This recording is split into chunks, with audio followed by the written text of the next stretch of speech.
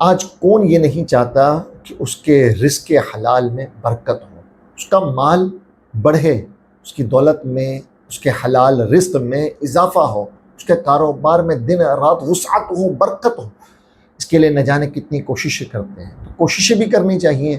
رزق حلال کے لیے کمانا بالکل جائز ہے، کوششیں بھی کرنی چاہیے، محنت بھی کرنا چاہیے، لیکن اس کے ساتھ ساتھ میں آج آپ کے سامنے ایک ایسا وظیفہ ذکر کر رہا ہوں، ایسا قرآنی وظیفہ ذکر کر رہا ہوں جو انشاءاللہ آپ کے لیے ایک مجرب وظیفہ ثابت ہوگا۔ اس کی برکت سے انشاءاللہ آپ کے مال میں، حلال مال میں برکت ہوگی، رزق وسیع ہوگا، اور انشاءاللہ اللہ تعالیٰ کے انعام و اکرام آپ پر نازل ہوں گے۔ سورہ طلاق کی آیت نمبر 2 اور 3 اللہ تعالیٰ قرآن پاک میں ارشاد فرماتا ہے وَمَن يَتَّقِ اللَّهَ يَجْعَل لَّهُ مَخْرَجًا وَيَرْزُقْهُ مِنْ حَيْثُ لَا يَحْتَسِبُ وَمَن يَتَوَكَّلْ عَلَى اللَّهِ فَهُوَ حَسْبُهُ۔ یہ آیت مبارکہ صبح شام 11 مرتبہ آپ نے پڑھنی، فجر کی نماز کے بعد اور عصر کی نماز کے بعد یہ 11 مرتبہ پڑھیں۔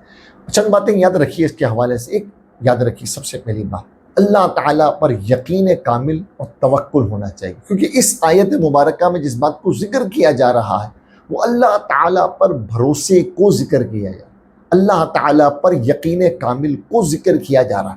جیسا کہ اس آیت مبارکہ میں جو بات فرمائی گئی اس کا ترجمہ بھی سماعت کریں۔ اور جو شخص اللہ سے ڈرتا ہے اللہ تعالیٰ اس کے لیے مشکل سے، ہر مشکل سے نکلنے کا راستہ بنا دیتا ہے، اور اسے وہاں سے رزق دیتا ہے جہاں سے اس کا گمان بھی نہیں ہوتا۔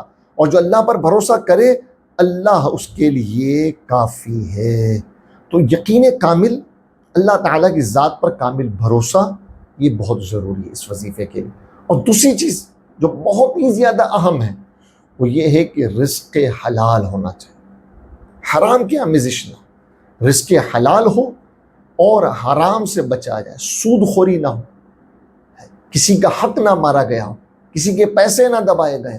ان چیزوں کا خیال رکھتے ہوئے، اللہ کی ذات پر کامل بھروسہ کرتے ہوئے یہ وظیفہ صبح شام 11 مرتبہ پڑھیں، اور پھر اس کی برکتیں اپنی آنکھوں سے دیکھیں۔